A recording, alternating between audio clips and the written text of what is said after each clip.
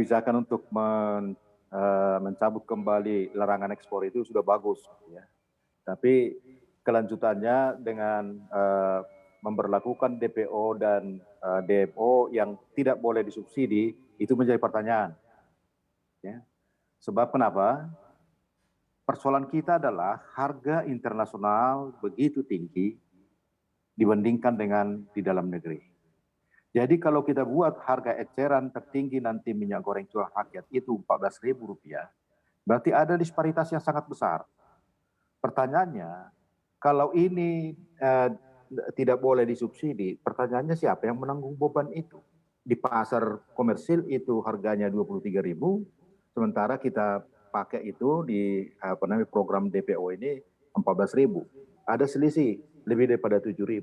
Nah ini siapa yang menanggung? Kalau tidak boleh disubsidi, maka ini akan dipastru ke hulu. Yang ujung-ujungnya nanti yang menanggung ini adalah bebannya ini adalah di petani dalam bentuk penurunan harga CPO TBS. Begitu, Mbak. Oke, nah tapi kan memang tujuan untuk sempat diberlakukan begitu ya larangan ekspor ini adalah untuk menjaga harga stabilitas begitu untuk harga minyak goreng di dalam negeri. Nah tapi nanti ketika ekspor ini dicabut diikuti juga dengan kebijakan DMO dan juga DPO, apakah masih akan berpengaruh begitu untuk menstabilkan harga minyak goreng di pasaran ataupun juga masih akan stabil begitu untuk harga minyak gorengnya? Kalau saya lihat konsep DPO dan DMO yang baru di Permendak 22 dan 30 dan 33, ya itu yang baru ya. Itu nggak ada berbeda dengan yang kita pernah lakukan di bulan Februari. Jadi saya lebih setuju para pengamat dan juga Pak itu mengatakan itu juga akan menemui jalan buntu gitu ya. Tidak bisa akan menstabilkan minyak goreng. Kenapa kita nggak belajar dari sejarah kita? Kita pernah DMO, DPO ala Orde Baru tahun 71 sampai 90, 20 tahun. Itu relatif berhasil, quote and quote. Nah, apa yang membuat dia berhasil? Pertama adalah minyak goreng yang menjadi DPO itu dan atau DMO itu dikuasai oleh pemerintah. Pada saat itu Bulog, kemudian koperasi. Jadi kemudian PTPN pada saat itu produksinya masih tinggi, bahkan mayoritas di Indonesia, 70% produksi CPO kita masih di PTPN pada waktu itu, semua ditumpahkan kepada dalam negeri, karena itu milik pemerintah boleh bisa berhasil gitu kan, dan suka bisa dilakukan oleh otoritas pemerintah. Nah, yang distribusinya itu Perum Bulog yang diterjunkan bersama dengan jaringan koperasi pada saat itu, dan itu sudah relatif berhasil. Nah, kalau ini kan kalau swasta yang tetap dilibatkan, itu akan terjadi stagnan seperti Februari.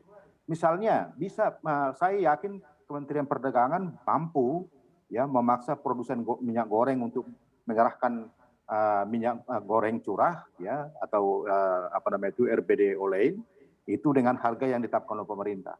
Tapi di distribusi 1, distribusi 2, pengecer ya itu siapa yang bisa menjamin itu akan berjalan dengan harga yang seperti ini. Jadi nanti ini akan menjadi persoalan juga ya harga minyak goreng curah di masyarakat juga tidak turun-turun ya, bahkan bisa berpeluang untuk diseludupkan keluar atau dikonversi ke produk lain.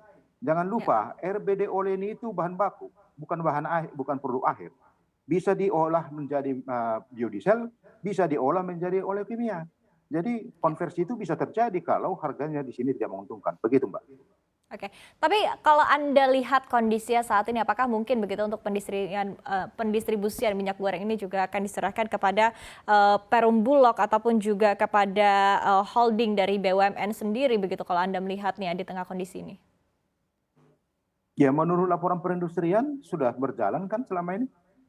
Cuma kecil volumenya gitu kan. Jadi baik Perum Bulog maupun ID Food, ya, BUMN pangan itu sudah berjalan. Nah itu aja diperbesar gitu kan. Jadi kalau intinya adalah DPO dan DMO itu hanya bisa berhasil apabila barang itu dalam hal ini minyak goreng curah itu dikuasai, dikontrol oleh pemerintah. Kalau tidak, disparitas itu, black market itu akan terjadi tetap. Itu yang mengancam kegagalan daripada program ini.